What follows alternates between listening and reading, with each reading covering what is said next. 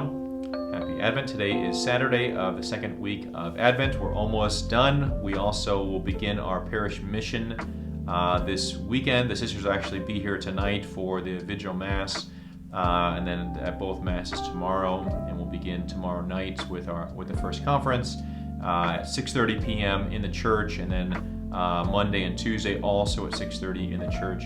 So I hope you're able to join us and be on mission with us. And then obviously that all culminates in this coming Wednesday. We'll have Adoration all day, but we'll also have confessions available all day long. There's two different priests coming at two different times, so feel free to check the bulletin to see when those priests will be here so that you can utilize those if you don't want to go to confession meet for whatever reason. Today we celebrate another saint. We've had a few saints this Advent season. Today we celebrate St. John of the Cross. St. John of the Cross was a Carmelite religious who helped to reform the Carmelite community and was kind of not necessarily liked by all Carmelites, but I think venerated in the church, for what he did and what he took on. And I think the Carmelites are ultimately still around and still thriving because of the great work of St. John of the Cross. St. John of the Cross was a mystic and a poet, and has quite some beautiful writings if you ever get a chance. They're deep, but beautiful.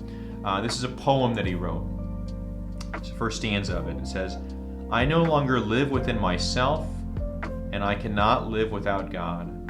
For having neither him nor myself, what will life be? It will be 1,000 deaths, longing for my true life, and dying because I do not need death. When we think of the spiritual life, I think oftentimes we're praying for what we want, but missing out on what God wants. And so the spiritual life can, become self-centered. It's not meant to be, but it can be. And we think we're praying, but in reality, we're just kind of worshiping self and the things that we want. True spiritual life makes us go outside of ourselves. It makes us go outside of ourselves to God. When we think of living the Christian life, the Christian life is something that happens interiorly, and then it makes us go out. We can't help but serve the poor. We can't help but clothe the naked. We can't help but feed the hungry, because of what's happened on the inside of us, and it can't help but bubble over and go out and serve the others. So too the spiritual life. It begins with us, making a turning point, but it ends with us outside ourselves and in God. When we get to heaven, we're no longer just focused on self, but we're in perfect communion with God and all the people that are there. Continue to go outside yourself.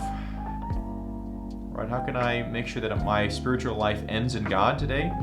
How can I make sure that my Christian life ends in caring for those around me? The two go hand in hand. Happy Advent.